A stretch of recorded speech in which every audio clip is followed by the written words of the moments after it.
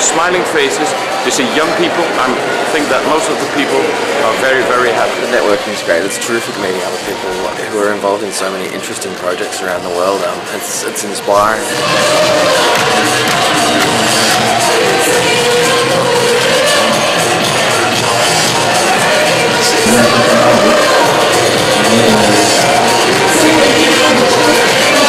To wake up and to admit that drug is a disease. It's not a crime. I would like to grab the opportunity to talk to our Lebanese media to be more open, to be more devoted to this cause, because it's very important, really very important to protect our children.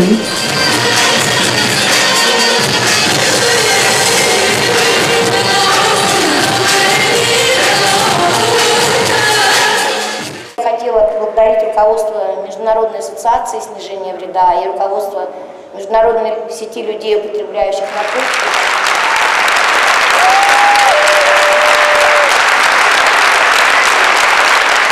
The scientific debate on harm reduction is over. We know that harm reduction works, but practicing harm reduction is still an issue in many parts of the world. This conference made an important step to mobilizing action for change. One of the highlights of this conference is the Beirut Declaration on HIV and Injecting Drug Use, a global call for action. The declaration calls for recognition that universal access for people using drugs is far away for millions. The declaration also called for renewed action for universal access to comprehensive prevention, treatment and care, and a call for action to remove legal and policy barriers and reorient punitive drug policies. The Beirut Declaration got an editorial in this week's Lancet. That's an enormous achievement. In the editorial of the Lancet, I'd like to come with one quote. It is whole aim to let people get infected with HIV or die when evidence-based interventions exist to prevent these outcomes. A declaration like this, launched at a conference, it's already signed by over 100 organizations. I think that's new harm reduction. An editorial in the Lancet, that's new harm reduction. Advocating harm reduction, mainstreaming harm reduction. That's the new generation of harm reduction. I try to never ever forget why I became an activist, and it was always about working for the rights of the more marginalized people. And this is really what we've been doing here this week. And yesterday one guy said, oh, it's been so nice with all the sex worker stuff. And actually, I don't think it's about being nice. I'm sort of done with being nice. I think having a lot of sex worker on the agenda for the harm reduction movement is about taking responsibility. As you may know, Pakistan is an Islamic republic, where decision makers and religious leaders would like to hold on to the notion that no one engages in any kind of sexual activity ever. It's ludicrous, I know. We wouldn't have a population 180 million people strong if we were a nation of asexual beings. Parliamentarians, how do you speak to parliamentarians? How do you present information to them? Sending a flyer in the mail or a report in the mail or a link to a website isn't going to catch their attention. Parliamentarians on a daily basis are bombarded with hundreds of emails, and you have to make your issue stand out. The way to make it stand out is first to stop using so many acronyms. I'm a doctor, and I quickly figured out what an MSM or FSW or MSW was. But I'm pretty sure that 99% of my colleagues who are not doctors or active in the HIV and AIDS field would not know what this material was if you gave it to them. Coming from Scotland, Edinburgh, and I would like to ask Tam Miller on stage.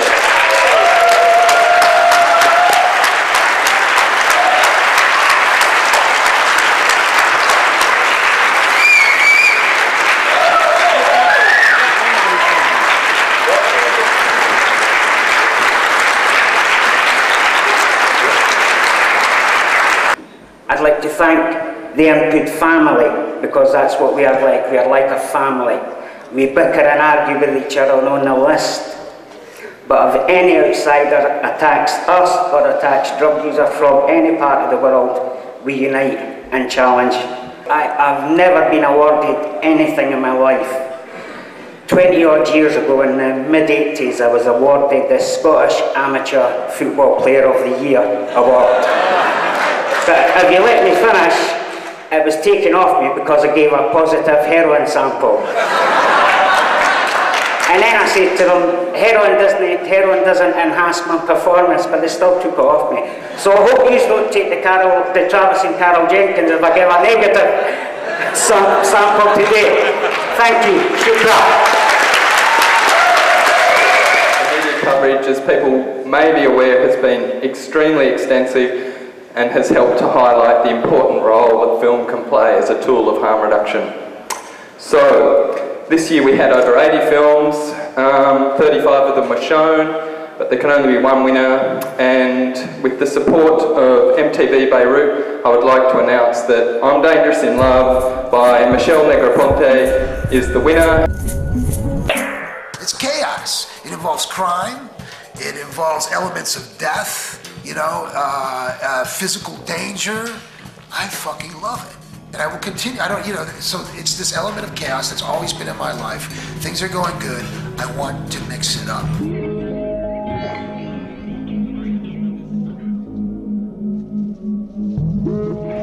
Got the sacrament in my pocket, and I'm glad to see you.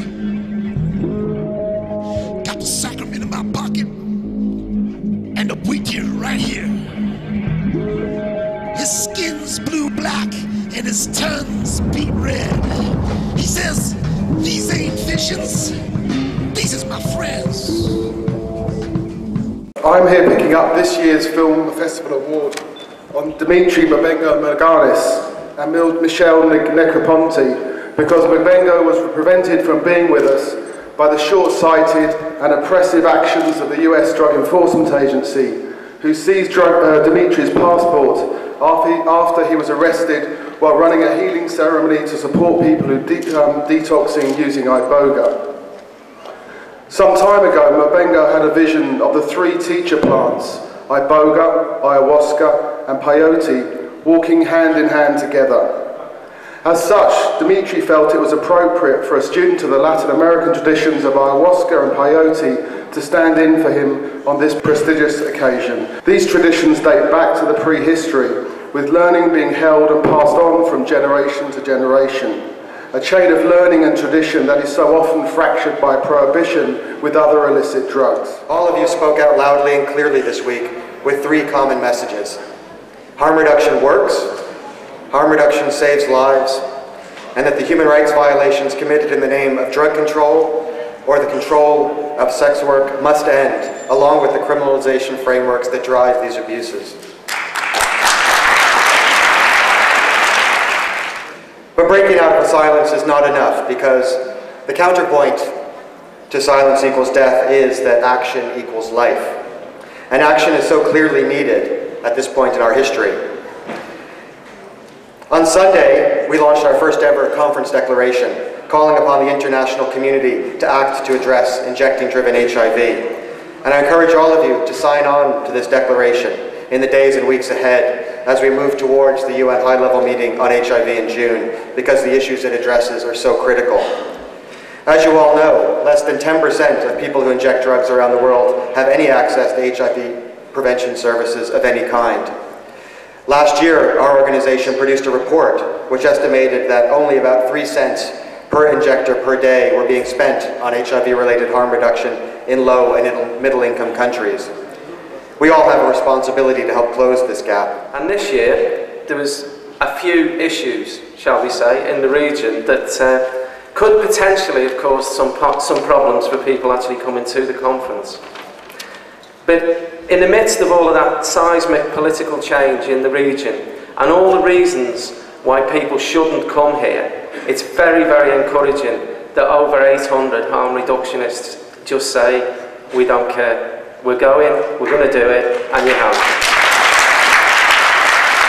There's been a lot of irresponsible and sensational reporting of what has gone on in Beirut, in Lebanon over the years. This is not Beirut of 20 years ago. This is a different, very different city.